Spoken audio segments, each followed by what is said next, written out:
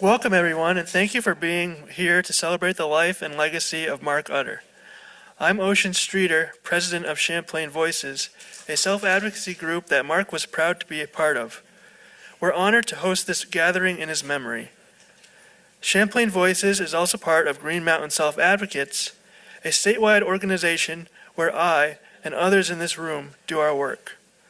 A heartfelt thank you to Main Street Landing for sponsoring today's event and providing this beautiful space.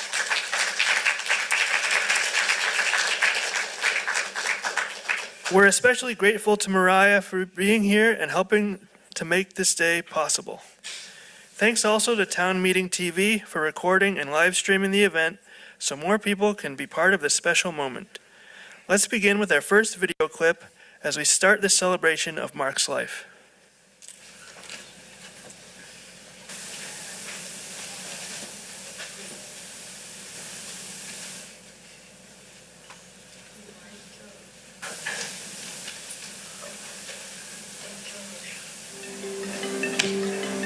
For most of my life, everyone thought I was a happy imbecile. But inside my head was a complex intelligence just like yours. I am what Mark is really thinking. An innovative form of communication introduced to me late in life finally allowed me to reach the outside world and tell my story.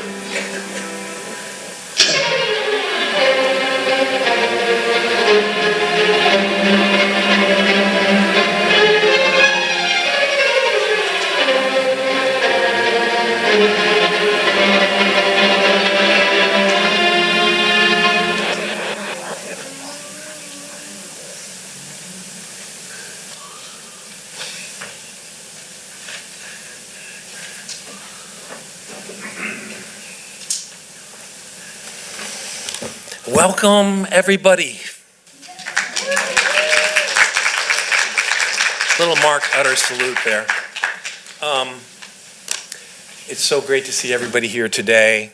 A room filled with love, and I'm sure so many stories about Mark and how he affected and touched all of us in the room here, and so many other people, and the people who are watching us remotely. Welcome today. So glad to see all your wonderful faces here. I count myself really very, very lucky to have been part of Mark's film, I Am In Here, and it remains one of the most interesting and exciting episodes of my life.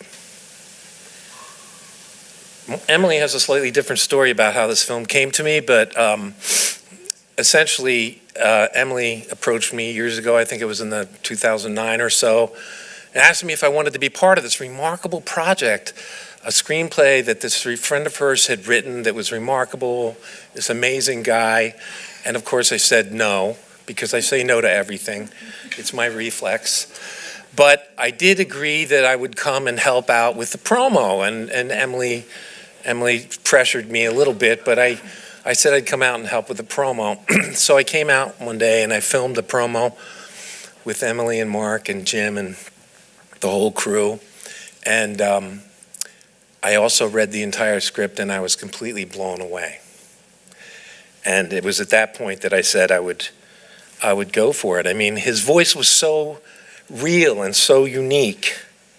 He had forged a communication style that was thoughtful and condensed. His poetic language describes a life journey that borders on mystical and magical, a realm of riches running parallel to and unseen by ours.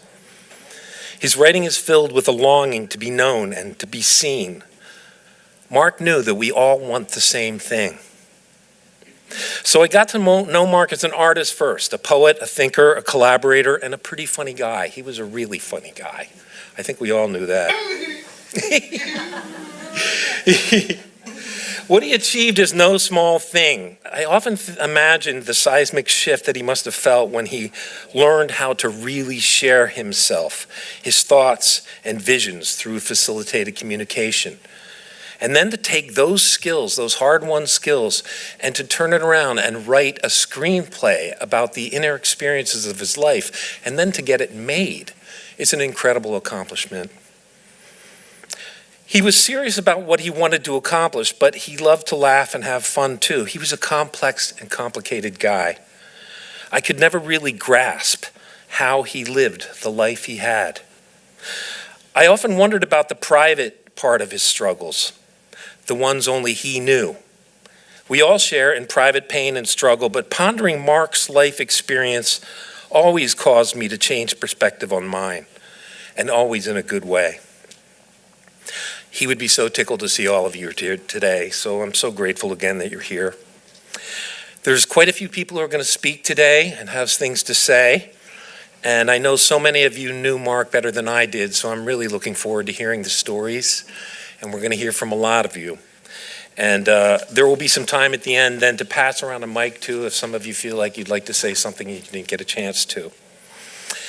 So by way of introducing our first guest, we'll start with a video clip. Mark had a TV show, amongst all his other things. He had a TV show, an interview show called The Uttering Mind, which I was lucky to be his first guest on.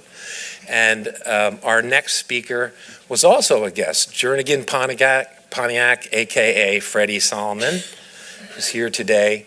And he will watch this clip, and then Freddy will get up and say a few things.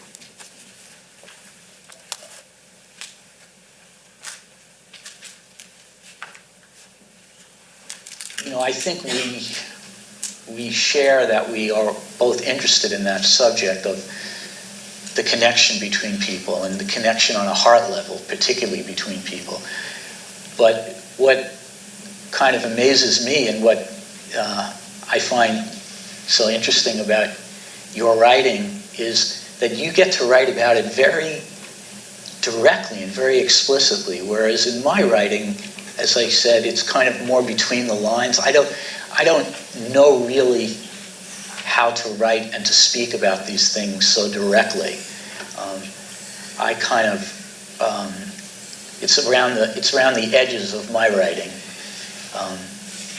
but I really appreciate what your life seems to be about, and it's inspiring to me. And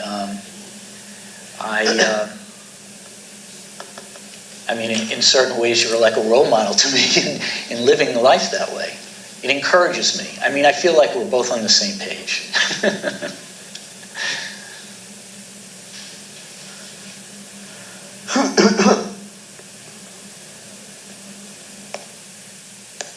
Yes.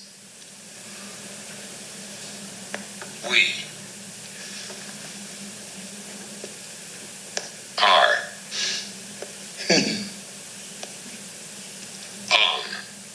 yes, we are on the same page with a shared mission of connection between people.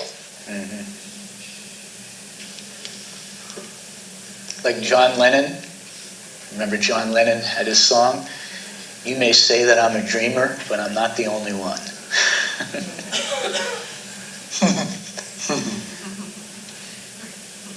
I am.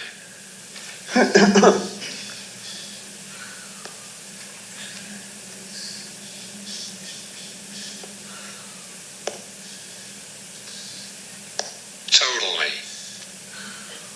A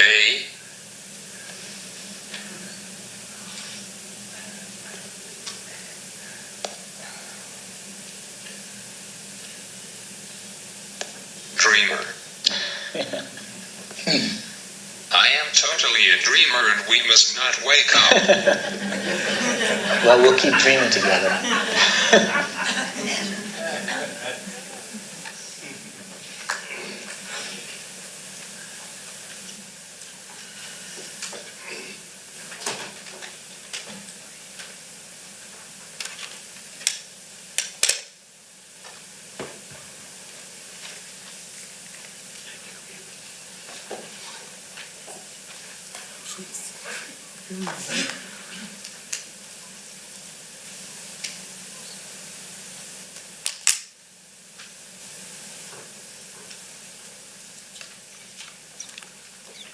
Hello, friends. I'm Freddy Solomon, and under the nom de plume Jernigan Pontiac, I penned the column called Hacky in which I recounted my adventures as a local cab driver. First published in the late 90s, it ran as a bi-weekly feature in 7 days for 23 years until I hung it up in July of 2020. I mention this because it was through my writing that I first met Mark Utter in 2012. Apparently, he and Emily Anderson were fans of my column and thought I might be a good attraction as the guest speaker for a fundraiser they were holding to raise money towards the production costs of the movie project they were working on. From reading my hacky stories, the two of them had a suspicion that I might be, well, let's say, vibrating on Mark's wavelength. I found all of this out from Emily, whom I had not previously met, while giving her a taxi ride from the airport in the spring of 2012. I immediately took a liking to her, and the project sounded intriguing to me. After hearing her out, I agreed to a sit-down with the two of them to discuss this invitation. Something made me say yes to this meeting, even though I knew that I would likely decline their request. Sort of like Paul. Perhaps once a month I received a similar speaking invite, and I just couldn't afford to shut down my taxi and potentially miss calls from my regular customers to appear at a non-paying gig. All of that changed the moment I met Mark. I instantly felt profoundly simpatico.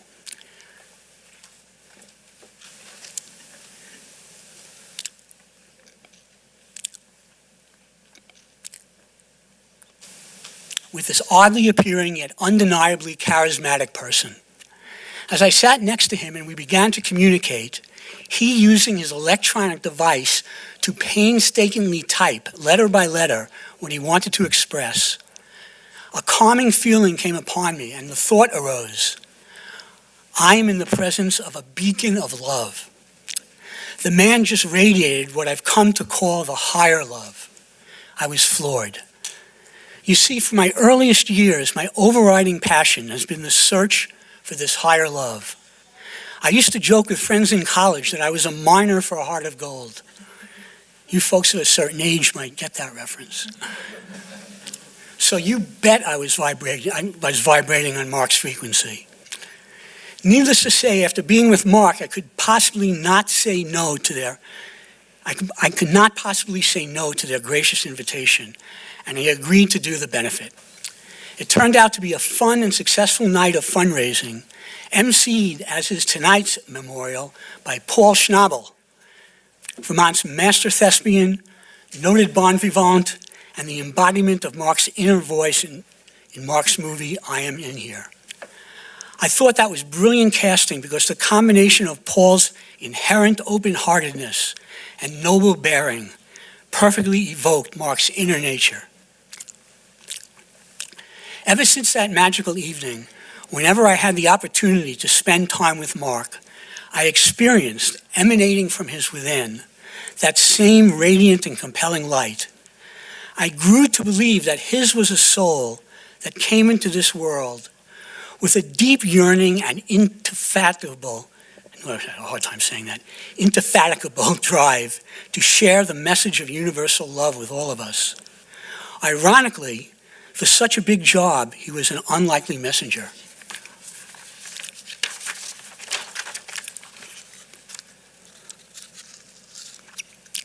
The history of how Mark, so relatively late in life, discovered a new, vastly more effective means to communicate with the world through supportive typing and supportive friends.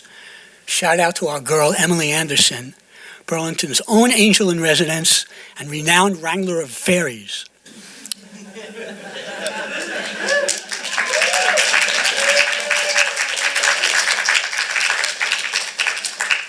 But this is a story best told by others. But I will point out that once discovering this communication tool, there was no stopping him. He hit the ground running, for he had a lot of ground to make up.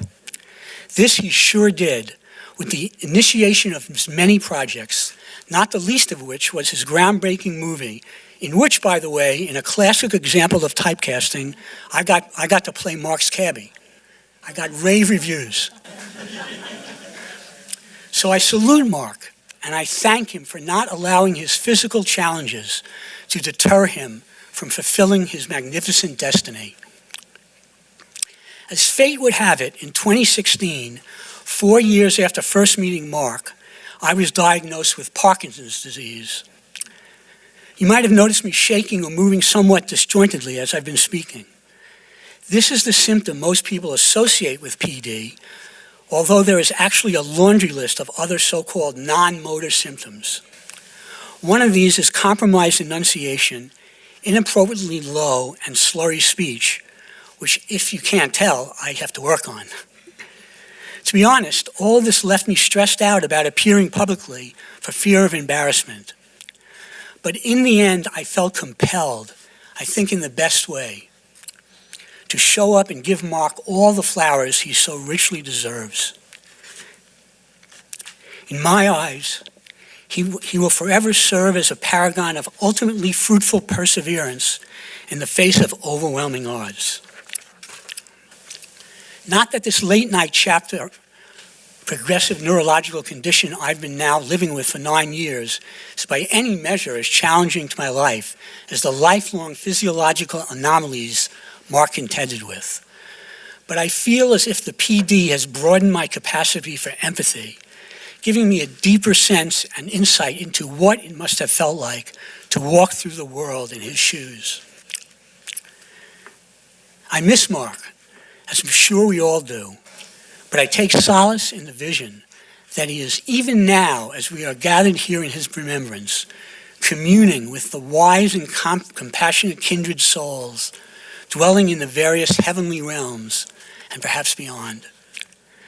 And at those times when I'm acutely feeling his loss, in my mind's eye, I picture him in his new glowing form, perhaps composed of light, at long last unencumbered by the bodily restrictions he lived with before taking leave of us last October. And look, it appears he's still on the job, continuing to do what he loves and does best, sharing the message of love. And that, my friends, is a sight to behold. Namaste.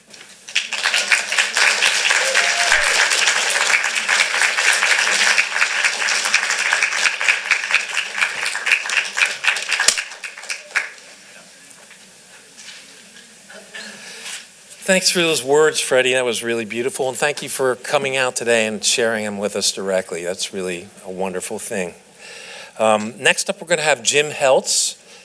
Jim Heltz is a film director, a filmmaker, and he's the co-director of the film I Am In Here, along with Emily, and he also edited the film. Jim?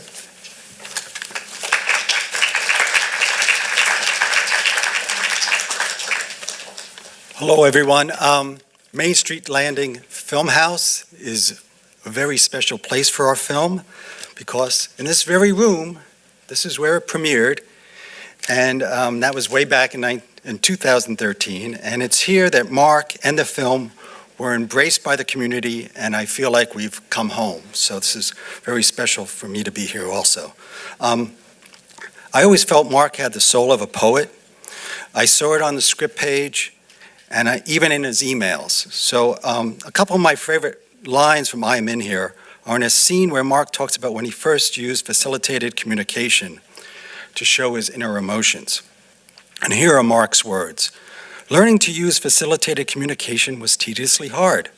It was not until Emily Anderson asked my creative input for a play she was writing did the spark for telling my story get lit. I, the little bird, am tired of so many friendless days in my life. I want to know how it feels to have old, cold, lonesome longing for love gone. Powerful words. In a Williston Observer article from 2012 about making the film, Mark summed up his feelings about making I Am In Here. I quote, "The opportunity to make this film has changed my life and will do so for many more." And it's true, I know it's changed my life. I think everyone that worked in I Am In Here put a piece of their soul in making the film. You can feel it in every frame, and that is why the film was embraced and has such an impact. I think we all knew at the time that it was an important story that needed to be told. As I was going through my papers from the film project, I found among them these remarks from Detroit, Michigan, March 15, 2016. Mark and Emily were on tour at the time with the film and giving motivational talks. Here's an edited version of Mark's opening remarks. Hello, Detroit and VSA, Michigan. I am so excited you're about to see a movie I brought to life 3 years ago on March 13th. On this day, I hope for you that your eyes and or ears will be open to the idea that a person may have a lot more going on in his head than you think. I was walking around for years having people talk to me like I was a child. This drove me mad. But it's not anger that lives in me, but a desire to bring people together to communicate. After Mark and Emily finished their Q&A, Mark concluded the evening in Detroit with these words of positivity. And I think they say a lot about the type of person Mark was. And Mark wrote, "Will wonderful things happen to us all? Yes." And I think that sums up Mark. So thank you.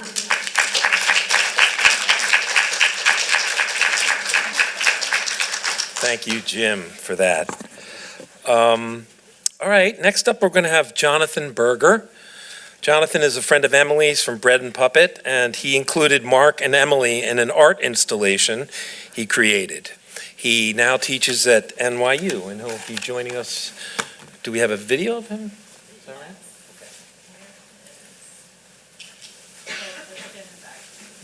There we go. We're not listening to all of this. Hi, everybody. This is Jonathan Berger, speaking to you from New York City. I'm so sorry I can't be with everybody there in person today. I'm in New York City teaching at NYU a class that Mark and Emily actually visited, in which was a really profound experience for all the students in the class and for me. I've taught for 19 years now, and that was without a doubt the most impactful and moving and transformative experience I've ever had, bringing a guest into a classroom. And I still run into students who are in that class. And the one thing that they always talk about when they run into me is how much of an impact that experience of meeting with Mark and Emily had on them. One student in particular, I'll just say, it was so, I think, important for him, that moment of meeting Mark, that he ended up both going into having a life as a writer. He's an art journalist. And that was the context in which Mark came to my class. It was an artist writing class, and I thought, this is a brilliant creative person for whom writing serves such a unique function. But that student both became an art journalist and became a social worker. So, I think that's just like one kind of little micro example of one 2.5 hour class change that person's life.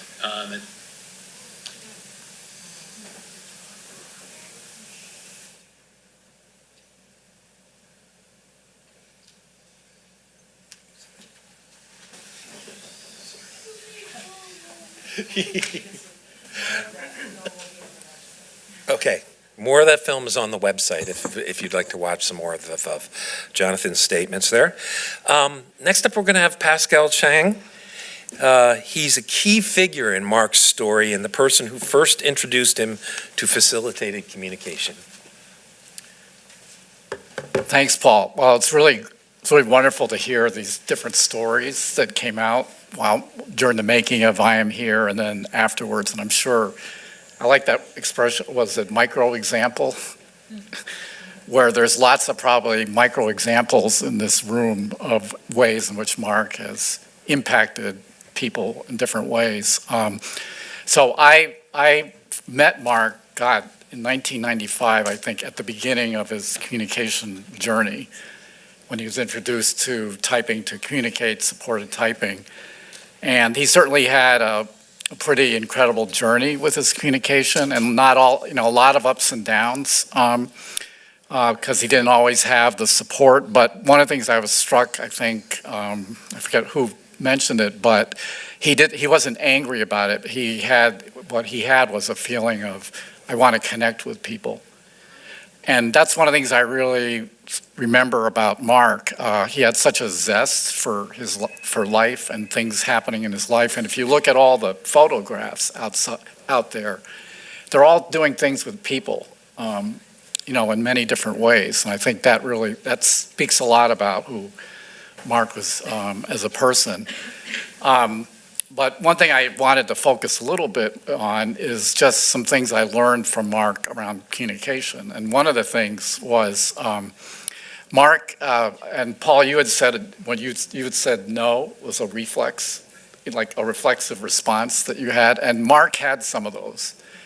And if you didn't and one of them was that I remember, I'd be teaching different people how to support his communication, and he'd be asked a question, and he kind of put up his hands and maybe have a confused look on his face, I don't know face, and I realized, because I'd seen it a number of times, that just might be a reflex, because in fact he has a lot of thoughts going on. And I would tell him, okay, take a guess, because I know you got something to, you have a thought. And sure enough, he always did and more. And so I think about that a lot because, and if you looked at the title of his film, I Am Here, a lot of it is about looking past the surface of how someone is acting and realizing that that is not always a reflection of who they are really as a person. And I'm thinking about the title of his film, I Am In Here, that's kind of a universal kind of idea, is that, especially in this day and age when so much is focused on the various labels that people have, and so we lose sight of that, the person who's in there. So that's, I think, the strongest thing that I've kind of learned from spending time with Mark on his communication journey. So thanks, everybody.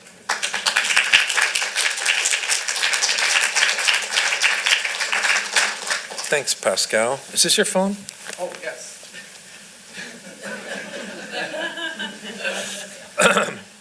All right, we're going to have another video clip now.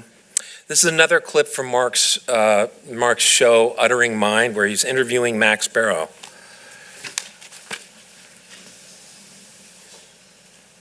I would say that I've discovered the power of peers connecting with each other. I refer to it as the peer-to-peer connection. And what that means through observation of my work is, people with disabilities would not, have the strength to speak up for themselves without connecting with other peers. People discover when they join self-advocacy, they realize that they are not alone. And when they meet somebody who has had the same, if not similar, challenges as them, they, really discover, strengths that they may have or may have had that they may not have been aware of in terms of, having the confidence to speak up for themselves and also really feeling good about themselves, just from another peer's perspective of, what life is like, and just, relying on other peers for advice to really get the job done, to kind of stand up for ourselves, as people with disabilities, as self-advocates.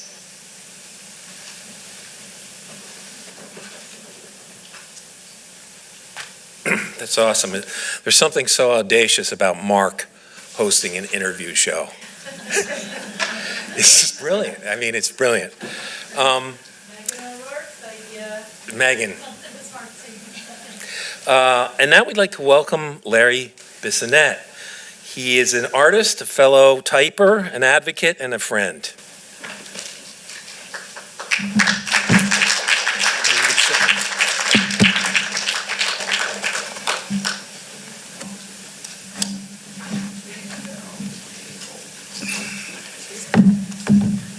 Larry, you can come around here.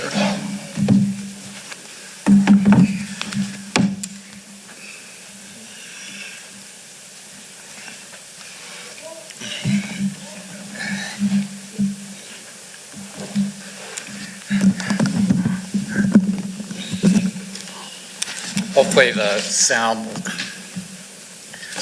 So Larry has some prepared words, but he's going to type some brief words of introduction.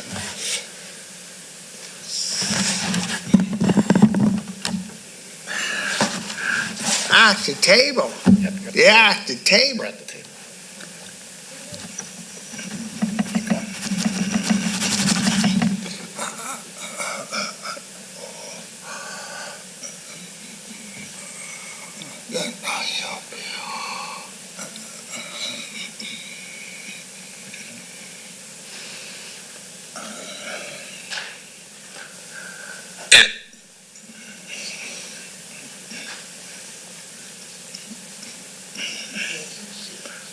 Is.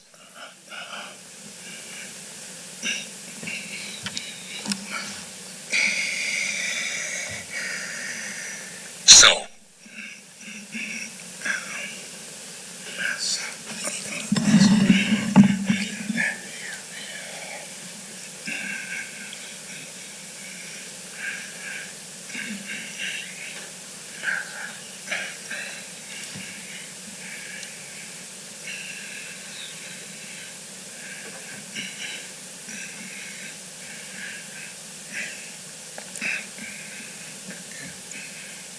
Inspiring.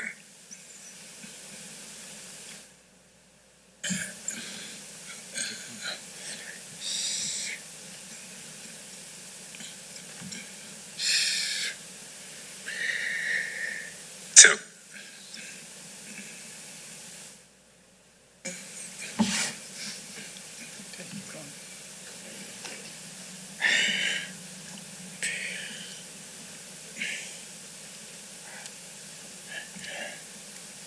Yeah, at the table. Here.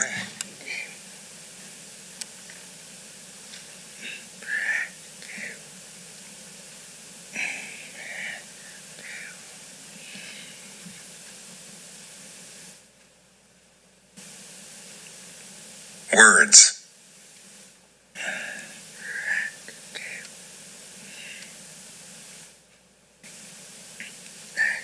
How about?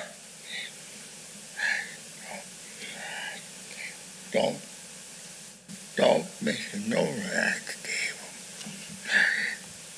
Don't do that at the table. Fellow. Don't do that at the table tight. Don't know that they're at the table. Movie.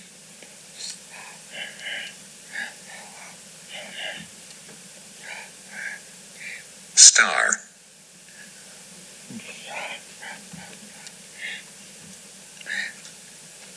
Take it away. Mark. Take the iPad away. We can know.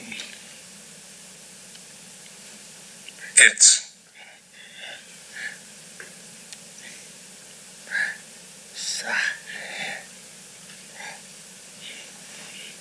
Time.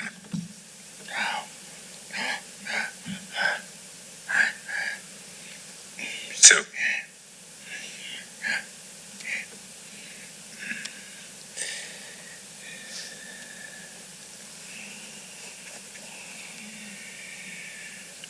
Get.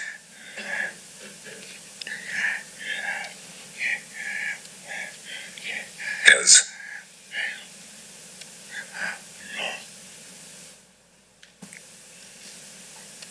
They put down the door. Movie.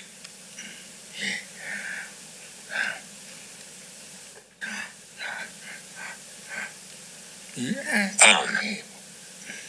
Yeah. Stop that. Don't do that at the table. Yeah, at the table. Yeah, at the table. Yeah, at the table. Netflix. It is so inspiring to hear words about fellow movie star Mark. It's time to get his movie on Netflix.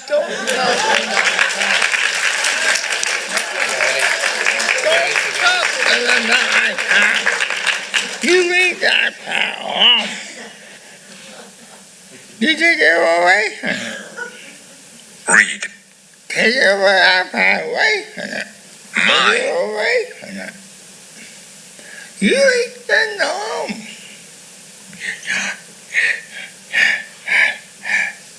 Words. You leave that power. Don't. Now. Read my words now. Okay, so Larry has some prepared words about Mark, which I will read. If I can see, let's see. I may have to get back here. It's wireless. Oh, Take it away. Take it away.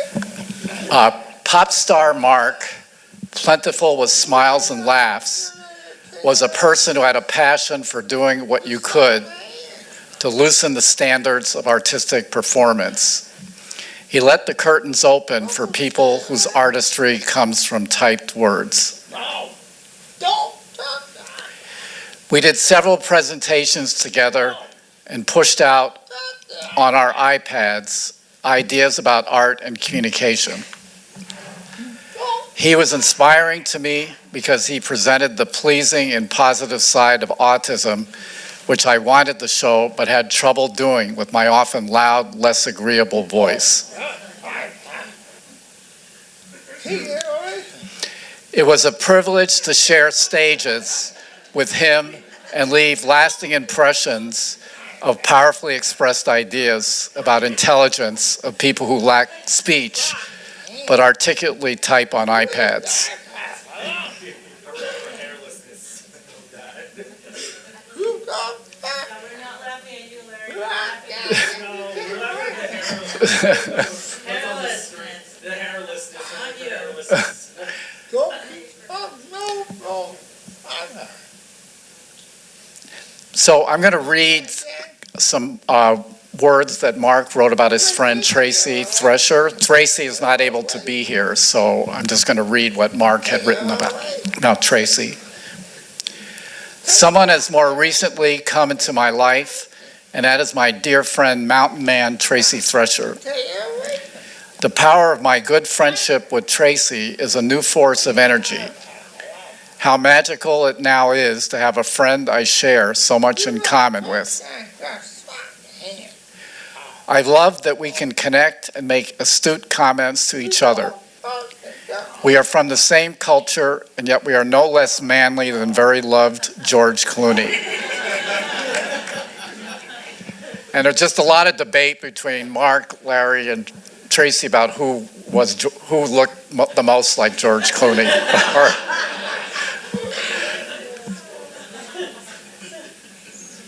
Okay.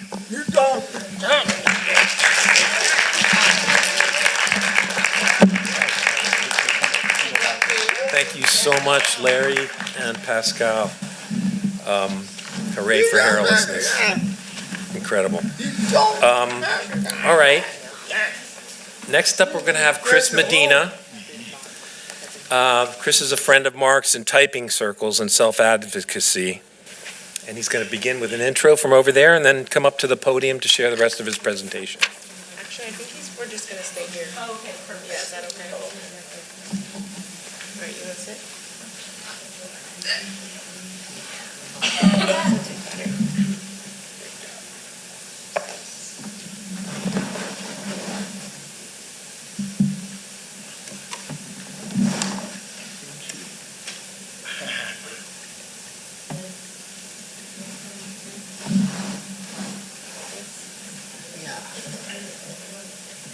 Hi, everyone.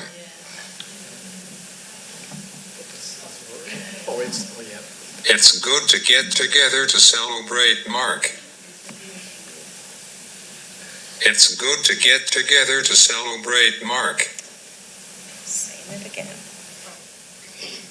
I don't remember when I first met Mark, but when I became his friend, I felt like I had known him my whole life. Mark is an interesting soul who instantly understood people.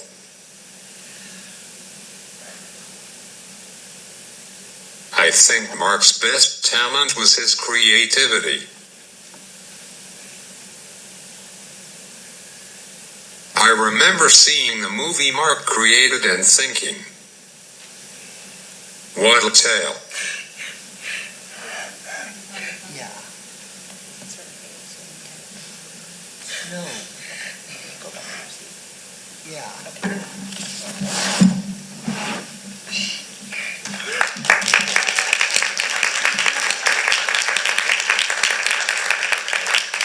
Thank you so much, Kris.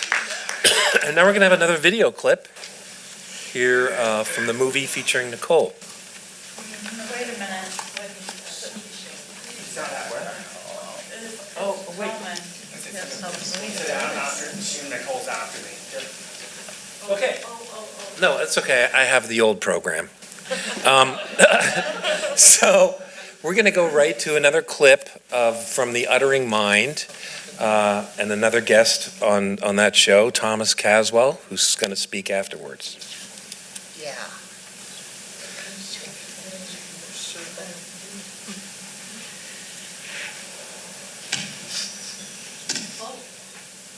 No, wait a minute, this is all confusing now. I think Paul is right. Oh, should I just, no, you're good, you're good. You're good. I was right. You're right. Okay, wait a second. It's okay. It's okay. You know what? It's okay. Just we'll order it. That'll be fine.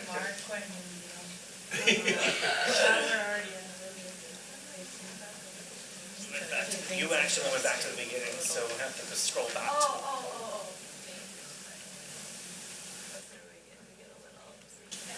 This is live broadcast. This is the craziest of live broadcasts.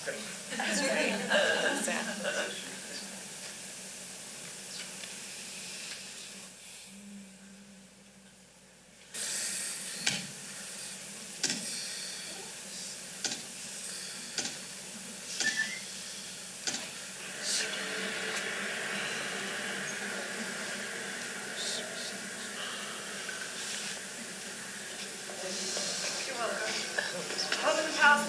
Hi, we'd like 2 tickets for the Revenge of Bloody Demons.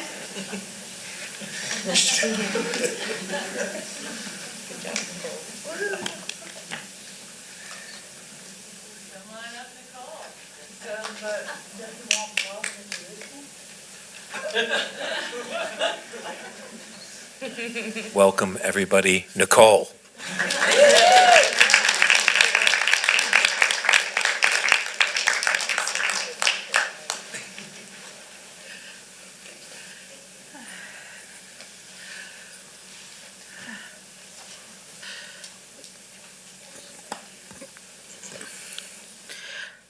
Hi, my name is Nicole Villemaire. I'm a strong self-advocate with Green Mountain Self-Advocates and Champlain Voices. I met Mark after I came back from school in Cape Cod. I was feeling stuck, anxious, and going through a hard time. We met through Awareness Theater Company, and that's where we really got to know each other. At first, I wasn't allowed in theater group. I kept asking over and over, and finally, the perfect project came along. That's when I joined. It was my self-advocacy that got me in. When I first met Mark, I didn't think he had a lot to say. But once I saw how he communicated with support, I realized Mark had so much to say. We worked on a theater piece together that became a movie. I'm in here, and I got to say, we'd like 2 tickets to the Revenge of the Bloody Demons line. Mark brought so much joy and dedication to that project. He inspired all of us. Mark and I share a passion for self-advocacy. We weren't just peers, we became lifelong friends. I truly miss him. I'm grateful to share my story and know Mark's legacy will live on. Thank you.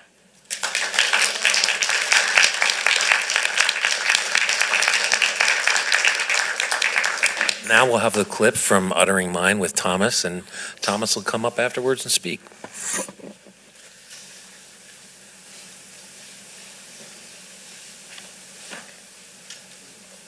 I would love to have you say a bit about who you are, Thomas, and how the plans unfolded to bring you here.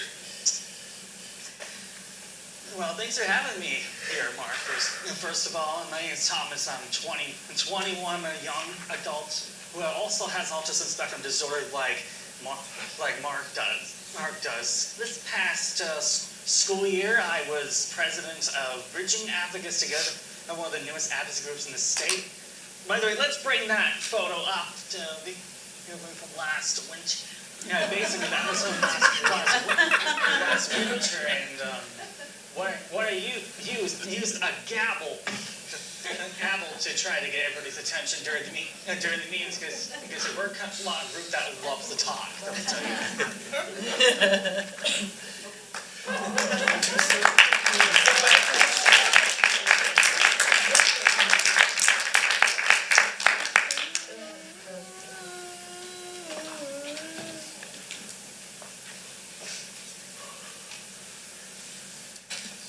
Thank you, Paul.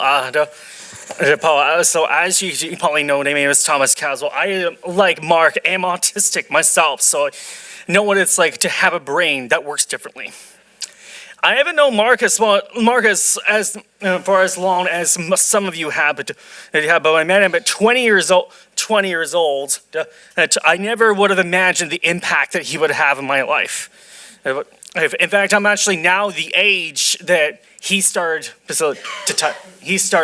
facilitating communication. 20 plus 10 years, 30, do the math. I was still in high school beyond my academic years when the bridging program first started at Champlain Community Services. I watched this movie I Am for the first time, and my mind was absolutely blown away. Not only showing how intelligent and observant he was, but also disgusted at how society treats people who do not use spoken words to communicate like they're subhuman. And he would then advocate to become Richard's first ever mentor, not from any of the high schools involved. I and 11 other students got to see his typing live to us at least every week. This is where I wanted to be more involved in Mark's life, and wow, what a ride we've been together. Some of the things we done was when we did a dress rehearsal before I went to the ICI conference in Maryland. When I was reading his presentation, everyone laughed hysterically when I bleeped out the R word, literally. When he had a TV series at Town Meeting TV Channel 17, what you just saw, The Uttering Mind, I was on one episode. When he did the leadership series together, 2016-17, spending 3 weekends together in hotels. Both of us did separate podcasts with Elka Hellman Rumble Strip, his being Mark Utter's Beautiful Mind, mine being Thomas talked about coming out twice. Shortly after I disclosed close to the world that I'm gay, he came to one of the LGBTQIA disability meetings. Not only did he accept me, but he also said, quote, "In my head, you are my son." Being 30 years difference, we did have a father-son-like relationship. I sometimes call him dad, and he'd crack up. Just like that. Just like that. Champlain Voices and Advocacy Group was a huge part of our experiences in advocacy. He served 3 years as vice president with amazing reports every single week. When I became president, he sadly lost re-election for a 4th term. So I wanted to find a way to keep doing his wonderful reports in a role that was called advocacy philosopher. COVID didn't exactly allow a lot of memories in recent years, but I did get a chance to swim in him in this pool, so that was great. So Mark was not one of those people who experienced some of the typical life experiences. He never had a boyfriend, girlfriend, never married, had any children, except for me. That's a joke. But that didn't matter to Mark. He always enjoyed life no matter what. While I wasn't one of those that used facilitated communication, I did get inspired to use it with them I could. And unfortunately, the voices of Ryan and British Voice Graham are no longer on my devices because I updated. But they did leave some words for me to say in their behalf. So as Ryan said, I'm so sad to hear that Mark passed away. It was my pleasure to be his voice for 14 of the last 29 years. He had access to supportive communication. Your wonderful sense of humor made me and others laugh so much over the years. Your mom and others you had left, that have left, I'm sure, welcomed you in heaven with open arms. British Voice Graham said, me too. Sometimes Thomas would use me as his voice when he would co-communicate by typing with Mark. May Mark rest in peace. Let's say, I may cry this one. I must say cancer really sucks. When I learned Mark had it in 2023, although I knew something was up, I was devastated and hoped that he would be able to take care of it. But when I saw him 6 months ago at the respite house, my heart fell to pieces especially when I held his hand. I'm very sad that Mark and I will not grow old together. I love it. I love you, Mark. I miss you so much already.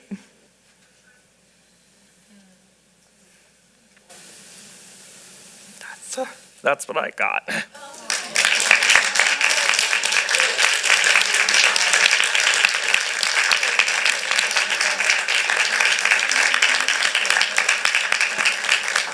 Thank you, Thomas. That was really beautiful.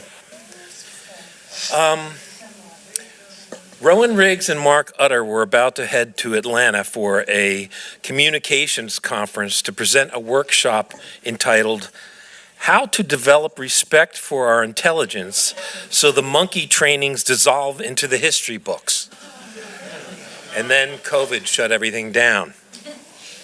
Ronan is now going to share some of his reflections on his work with Mark, a poem, and we'll have a few conversations afterwards. Rowan?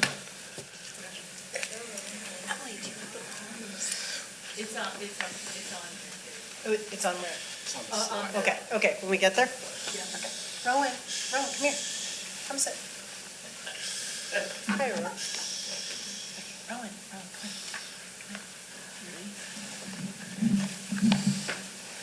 You didn't bring your book.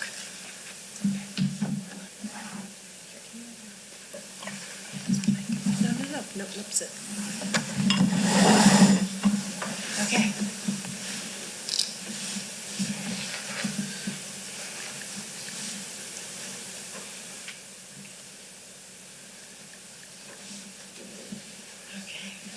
So, yeah, so I guess I'll quickly read these few things that Rowan pre-wrote, and then we're going to have a little discussion with Rowan. Mark was my mentor and brain brother of existence. We were impassioned in our quest to end the dreadful monkey trainings that belittled the neurological magnificence and potential of the autistic mind.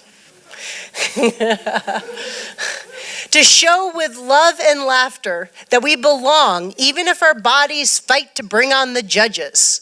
We sought to emancipate the bias and stereotypes against us, to normalize the remarkable. We chose to be speakers together. We chose to be the most amazing and to push ourselves in happiness and truth. We chose each other. My name is Rowan, and Mark was my mentor, but most importantly, he was my beloved friend.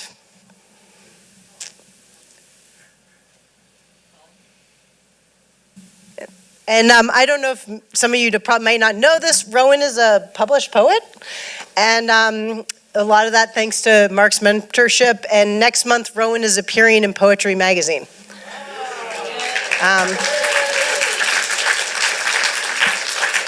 This is the poem Rowan wrote for Mark. Poem. Songs are the melody of the heartstrings to which you dance, in tune to the stories of an enlightened mind. Whimsical like the lace edges of the morning mist, you dawned into our world. The duet of our carol was too short. The masterful crescendo of your symphony stopped, but the masterpiece of you will forever play in my soul.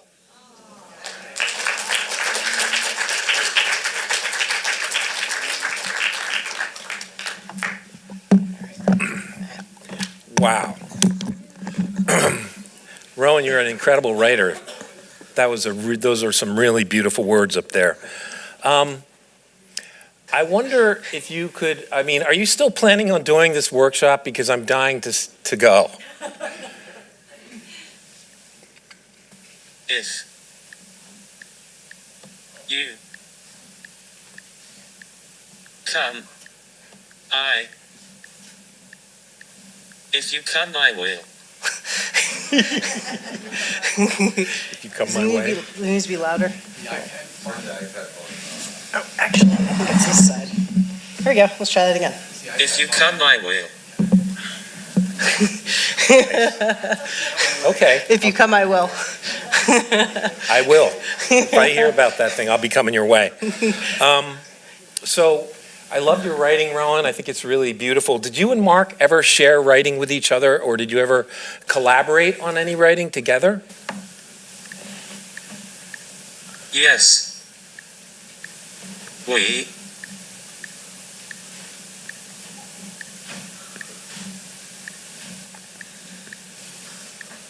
windmilled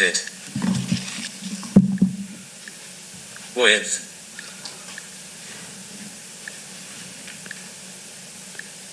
typed.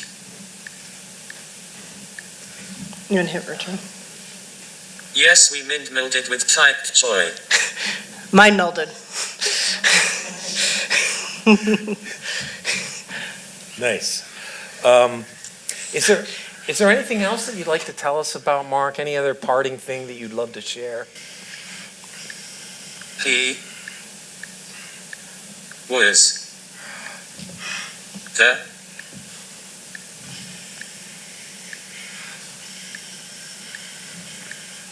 sparkle of the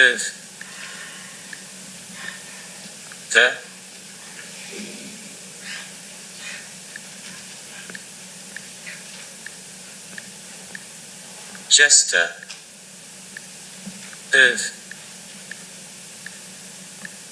You had to return. he was the sparkle of the jester of joy. He was the what? He was the sparkle of the jester of joy.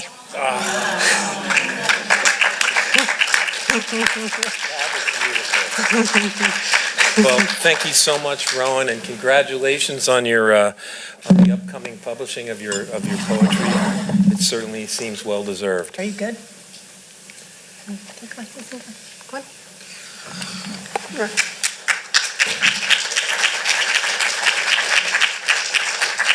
And now we're going to have another video clip. This is from Brian and Emily's wedding, where Mark was an officiant.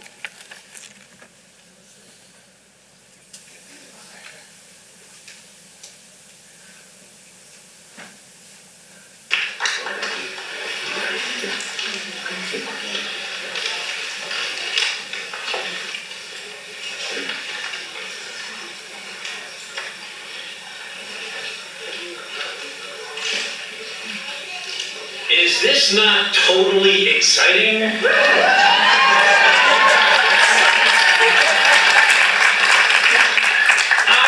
am Mark Utter.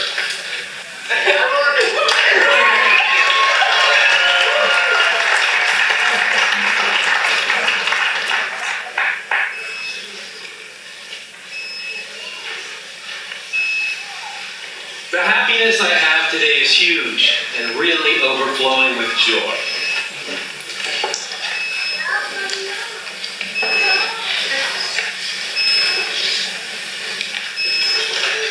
It's my pleasure to welcome you to the joyful occasion of Emily and Brian's wedding.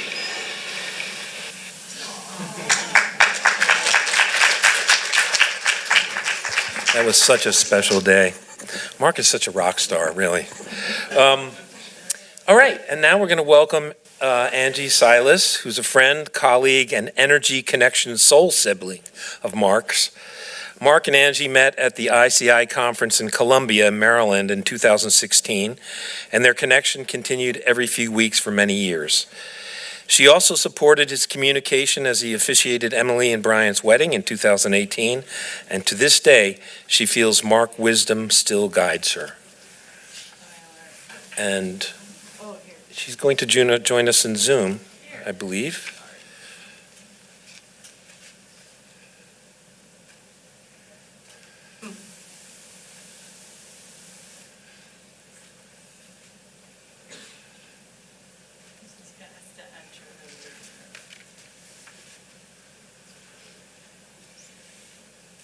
Is she there?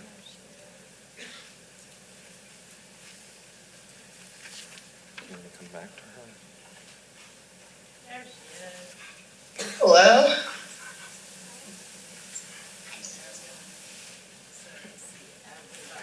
Hi, Angie. Hi. I think your video is still off, actually. You can't see anybody. Not yet.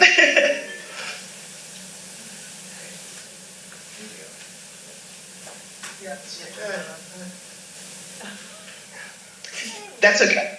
Oh, there we go. There's the audience. There's everybody. It's feeling. I might need to come down just a little bit. People. Hello. Wow.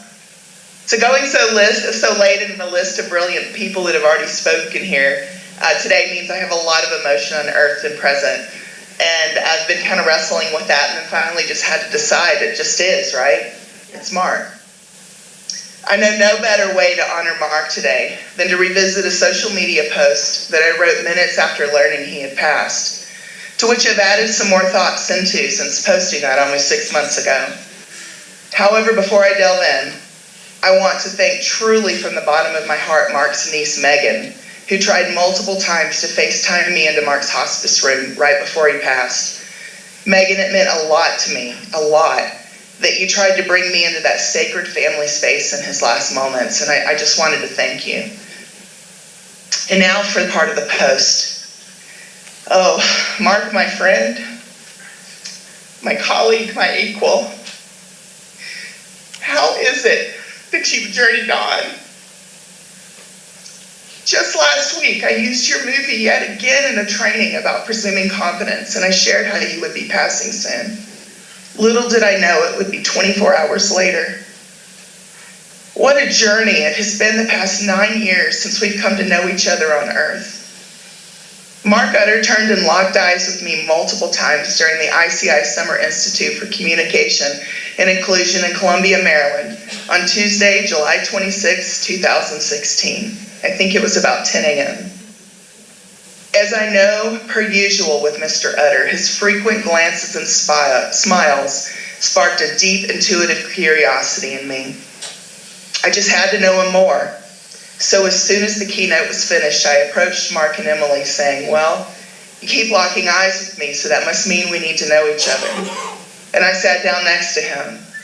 And thus we launched our glorious journey of friendship and professional dream work.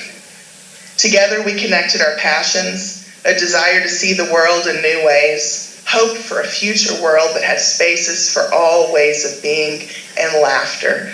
So much laughter.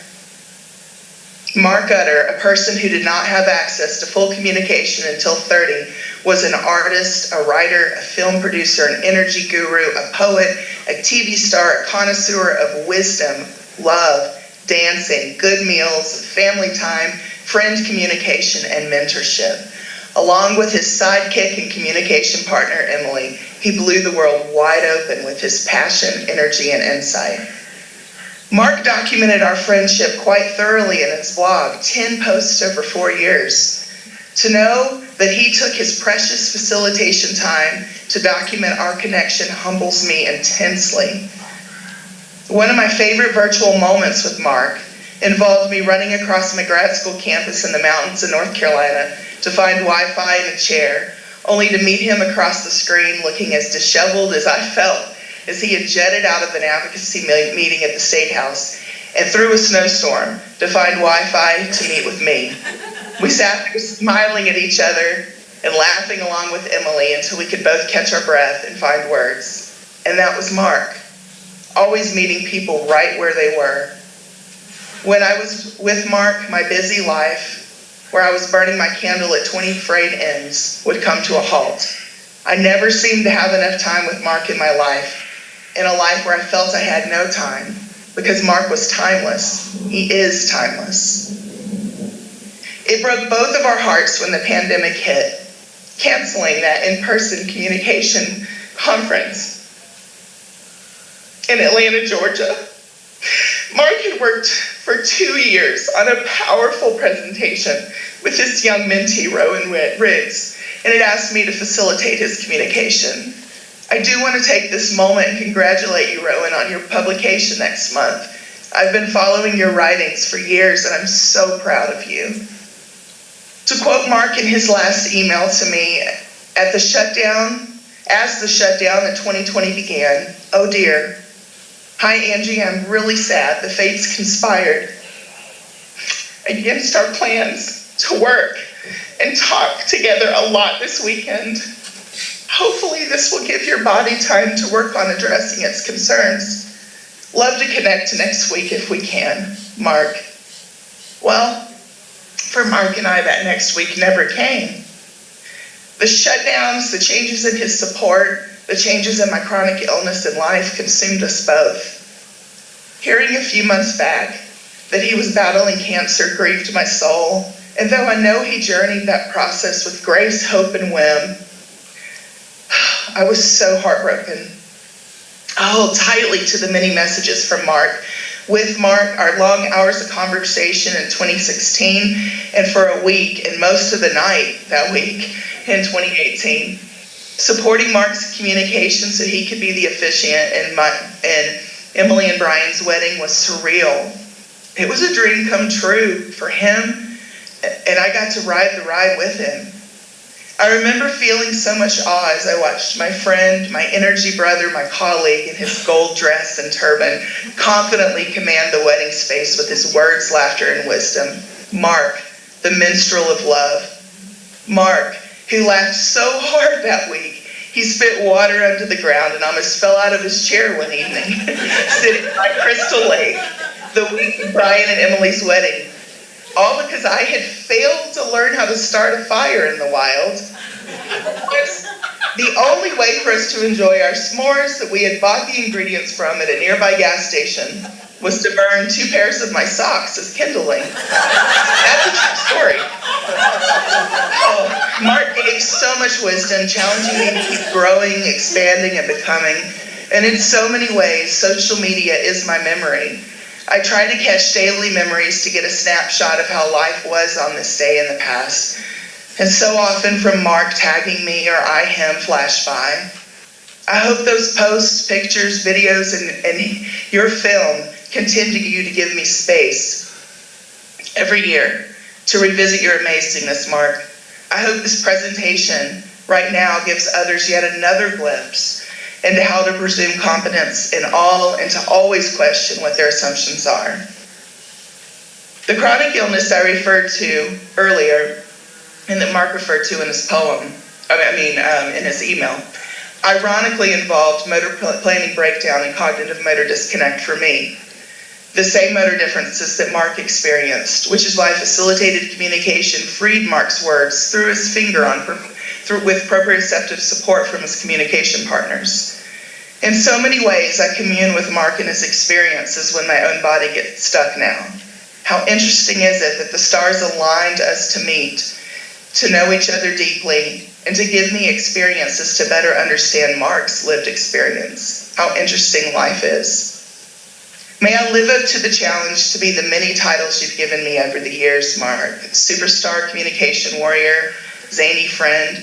May I hold dear and like religious text your message to me 7 years ago that perhaps all of us can glean from. Kind Angie, please look inside your soul and out the terrible fear you really feel to let people down. You weigh your soul down to your deepest nerve to feel in sync with others, but fear mixes into the intention to reminisce on past pain. So kind Angie, be in sync with your own soul first. I think that's what we all want here, right? To be in sync with our own soul and to remember Mark and to remember his wisdom. Well, I promise I'm trying to, Mr. Utter. I love you. Rest easy and in power, dear friend. We will keep your memory and legacy alive, our dear little bird. Thank you, guys.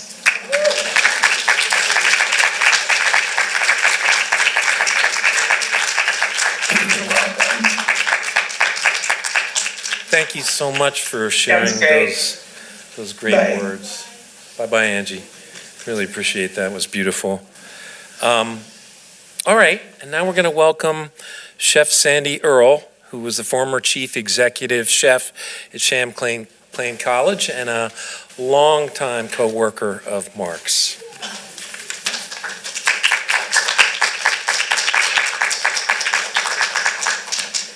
Thank you, Emily, for inviting me. Oh, my pleasure. I might struggle a bit. Because for 19 years, sorry, I didn't know I was going to cry. But anyway, for 19 years, I worked at Champlain College as first as a dining supervisor and later as the executive chef.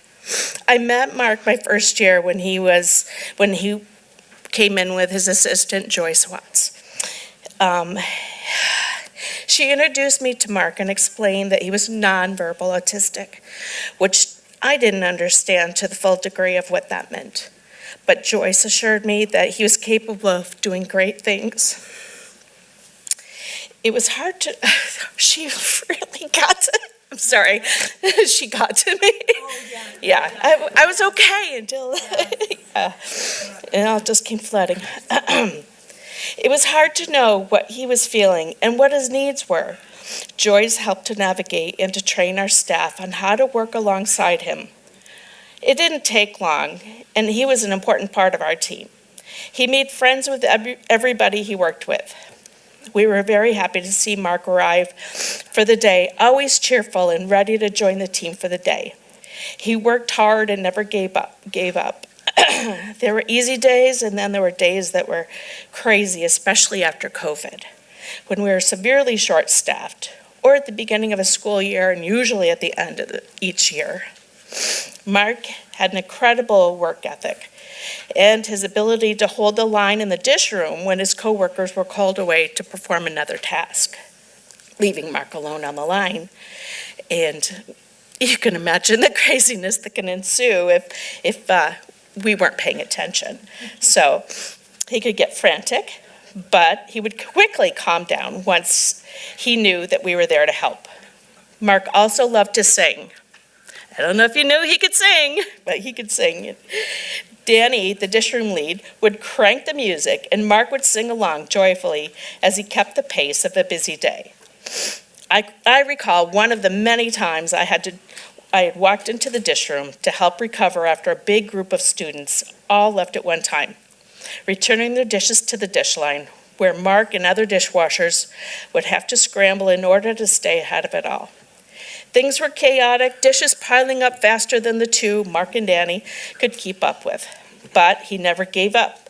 I'd jump in and help and sing along with them, and we got through the rush and rejoiced with a high five at the end of the rush. But over time, he could tell me with a word or a hand gesture how he was feeling. He could return my hellos and my goodbyes. Mark was a sweet man who would love to give big hugs and a great smile. And I'd ask, Mark, how are you today? His response was always, good. with a forefinger pointing upwards, a tilt of his head, and closed his eyes, and he would smile. I was honored to be invited to his 50th birthday party and to his amazing showing of I Am In Here in this very room. A triumphant epiphany about the story of his life. Who knew? Who knew? I didn't know, but I was so happy to find out. It was an incredible moment for all who knew him, and to hear his incredible story in his own words. I will always honor our friendship and remember him as a great man who did big things. And I want to say thanks for 19 great years of dedication and friendship. I was thrilled that you were retiring from Champlain the same year I did. There was that bond there that we started together and we ended together in the same year. And we were the same age, so. Little did I know that you were sick. Little did I know that I'd never get another hug or see your smile again. You live long, my friend, my heart and soul. Thanks for allowing me to grow as a person who early in my journey had no idea how to work with you. You led the way, and we all followed your kind heart. I hope you're flying high in the sky. I'm hugging you in my heart today and every day.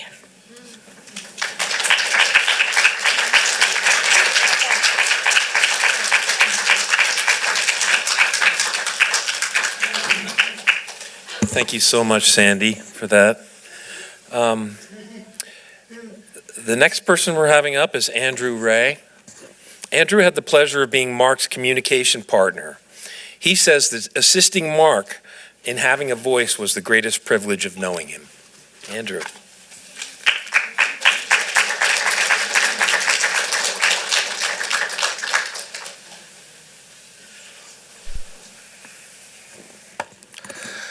So I want to start by saying that Mark's energy is here every day, and I sat struggling for the last month trying to write something and put it on paper to how to best describe my time with Mark, and it was never right. I would rip it up, throw it out, and then last night I'm sitting at trivia, and it's round 3. And the question comes, and it's theme songs. And all of a sudden, the Walker Texas Ranger song comes on. And Mark and I had the privilege of, when we were at the hotel together, watching Walker Texas Ranger all the time. And he would sing the song, and he would be so happy just to hear it. And that's when I knew, like, the energy that Mark gives is in us every single day. I want to start, like, the first time I met Mark, it was at Sodexo, and I went up to the dish room, and sure enough, it's the, hi, nice to meet you, and I asked him how he was doing, and he said the good, and and I knew at that moment that this was going to be the easiest job of my life, to spend 20 plus hours a week hanging out with him, because it wasn't work. It was just hanging out with him and having a great time.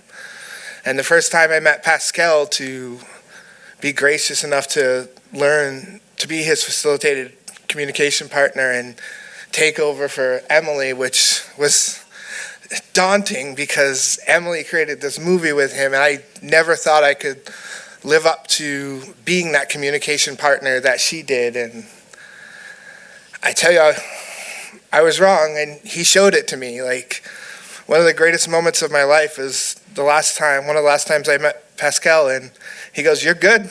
You're signed off. I don't need to teach you and Mark anything anymore. You're all set."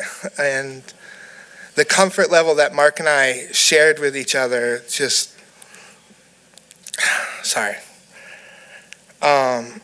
it just grew the entire time that I was with him. And from the times of not realizing how fast of a walker he was at the mall, and he's halfway down the mall, and I'm sitting there going, all right, I'm coming. His 2 laps to one lap, and just the times that we spent on the Spirit of Ethan Allen riding the boat and just enjoying the sunshine just created such a great moment. But the reason why I know Mark's energy is here and it's everywhere, every day, is Mark was laying in the respite house bed, and it was one of his final days, and I couldn't imagine seeing Mark so not with life and full of energy and smiles. And I asked him, I was like, do you want to listen to some music? And we turned on one of our favorite songs, which is Sweet Caroline. And we're listening to the song, and sure enough, the Sweet Caroline song comes on, the part comes, and out of nowhere, Mark just out loud as could be, ba, ba, ba. And I was just like, where did this come from? Like, we haven't said anything the entire day, and that loud as can be, with full of life. And I'll just always remember that moment, that no matter what he was going through, he was always going to be full of life and full of energy and could find a way to make you smile. Thank you.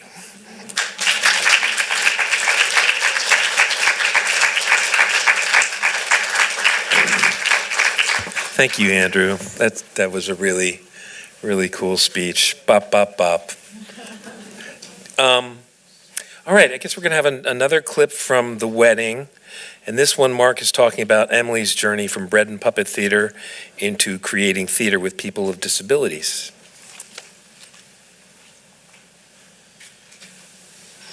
My connection to this union began shortly after Emily left her job as a puppeteer with the Bread and Puppet Theater and moved to Burlington.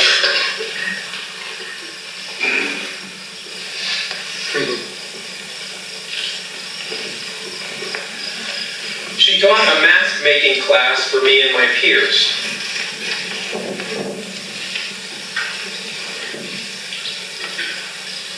We were a wildly diverse group and kind of opened Emily's mind to all of our talents, and she created a theater company for us to show them and tell our stories.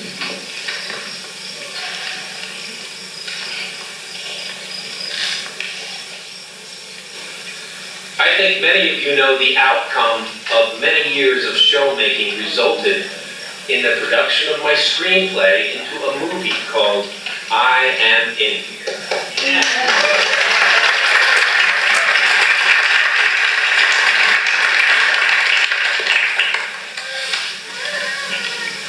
It was a life-changing event.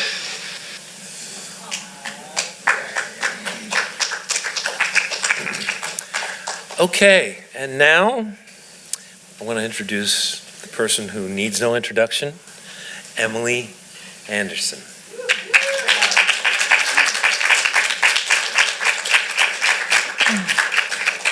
Hello, I'm so happy to see all of you here today.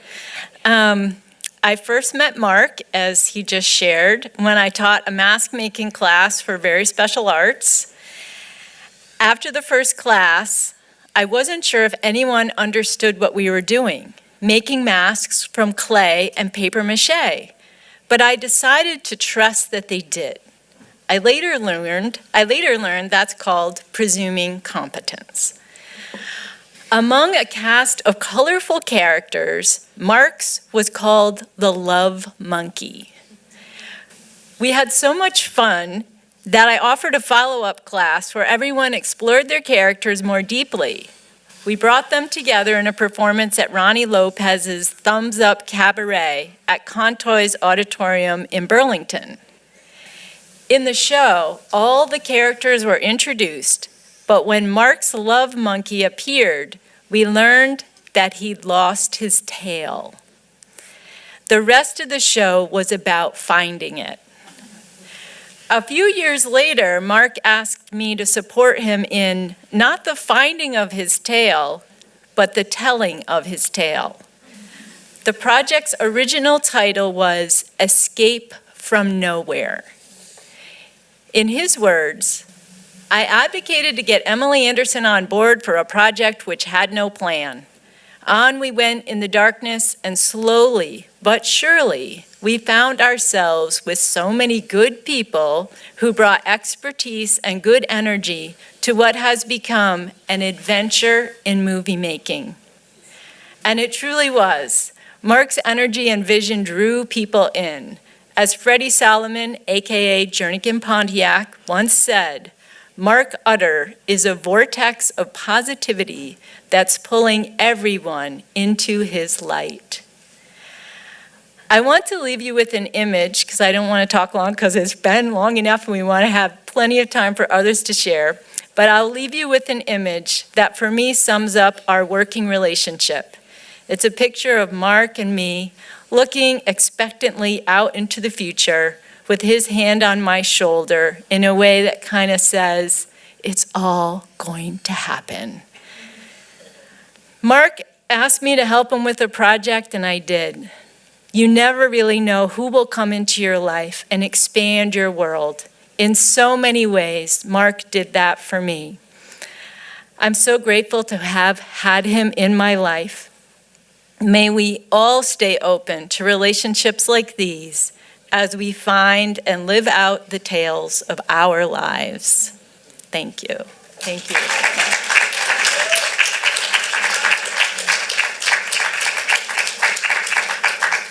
Thank you so much for that, Emily, and especially thank you for putting this together today.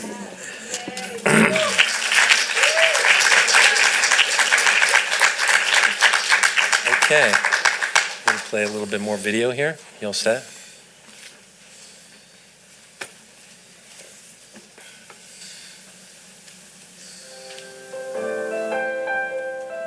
Look at me, a jolly man many have assumed was not at home in his head, but I am in here.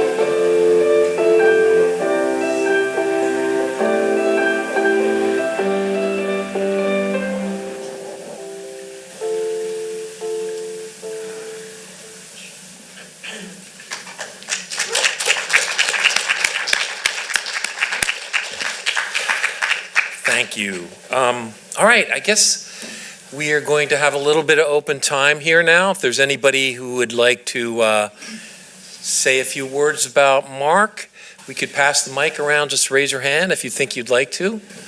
Do we see any hands out there?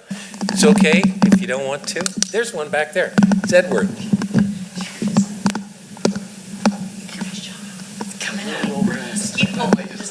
Just pull it. I'm working on it. Anyway, did I see Edward back there? Okay, here you go. All right, thanks, Thomas. All right, hello everyone. My name is Edward Burke, and from 2006 to 2013, I was a part of the Awareness Theater Company, which Emily directed.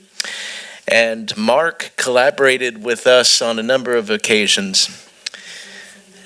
I was inspired by every single line that I saw Mark type up on the screen, but one line he said stuck with me, and Paul already shared it earlier in the program. It was the line about, I am tired of so many friendless days in my life. I want to know what it feels like to have old, cold, lonesome longing for love gone. And I was very honored at one point to be able to recite that line of Mark's in a show we put on called I'll Fly Away. That struck me because I could relate to that line being a person born with some learning differences myself. So, yeah, I felt a deep connection with Mark. But it's clear to me here today that Mark had and made many friends throughout his life. And I was very honored to be in what is such a large circle. So, thank you. Thank you, Edward. Thank you. Is there anybody else out there who'd like to say something? Yeah. Anyone else? If I don't know your name, you can just say it out loud. Duh. Grayson does? Duh. No, I do. You do. All right, Cheryl. Hi, my name is Cheryl, and as you all know, I am Mark's sister. This is his brother, his niece, his nephew, his great-nephew, and his brother Dwayne. I want to thank you all for coming today and sharing the celebration of my brother Mark's life. You all are an important part of my life, too. Let's have Mark's legacy live on forever. Thank you. Thank you all.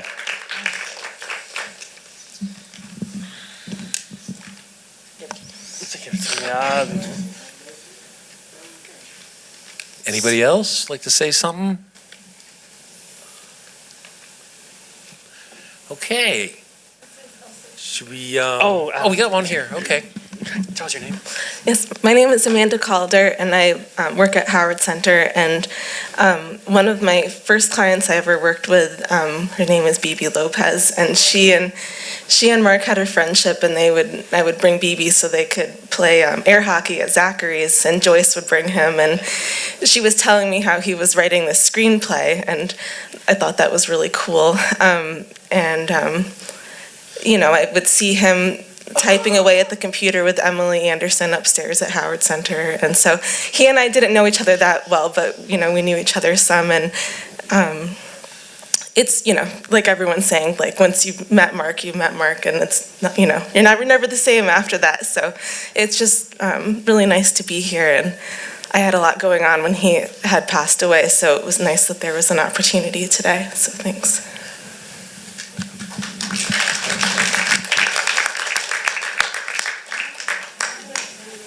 Is anybody? Nicole.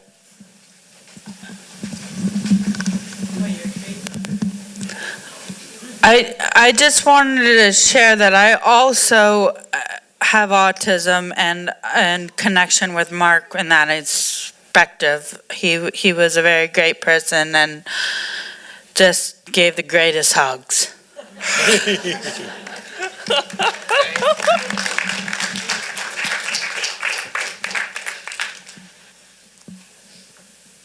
I believe we still have some time, so I think that probably wraps up if you want to hit the video. Anyone else? I think that's about it. No, that's speak okay.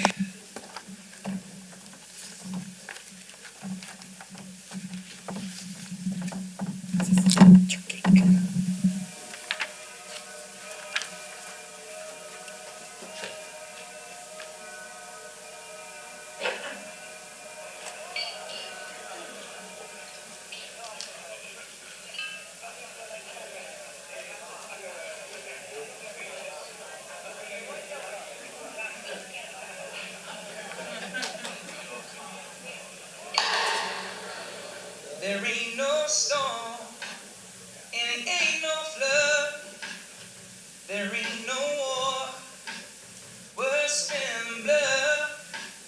Gonna hold me down, gonna break my stride. 'Cause I got the love and the light inside. There ain't no storm, and it ain't no flood. There ain't no war, worse than blood. Gonna hold me down, gonna break my stride. 'Cause I got the love and the light inside. layoffs came and the homes foreclosed. The stocks went down and the fuel costs rose. But I got my smile and I got today, and I got a heart that I won't betray. 'Cause there ain't no storm and there ain't no flood, there ain't no war worse than blood. Gonna hold me down, gonna break my stride out, 'cause I got love and a light inside. Play one more time, come on.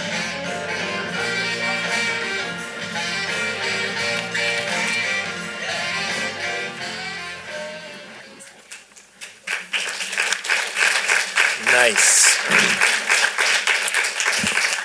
Thank you, everybody, for showing up today and celebrating Mark's life. It's just wonderful to see everybody here, and I know how much he would be tickled to see all your faces out there. On behalf of Champlain Voices, thank you very much for being here, and I want to thank also Town Hall TV. And did you have something you wanted to say? He was a part of Champlain. Oh, okay, cool. Yes, appreciate it. There's a lot of resources still out there if you haven't seen some of the material we talked about today. The Uttering Mind is a show on Town Hall TV. I believe you can still find the episodes up there. Really amazing show. Quite a few episodes of Mark interviewing interesting people. There's the podcast, Erica Heilman's podcast, Rumble Strip, which she reposted recently. It's a wonderful interview, and if you want to take some time, especially read the comments at the end on the website. All the people writing in from all over the world expressing their deepest feelings about how Mark affected them. It's really, really moving. So thank you also to Main Street Landing for hosting us today. Really appreciate that. And grateful for everybody being here. Let's head out to the lobby and continue the conversation.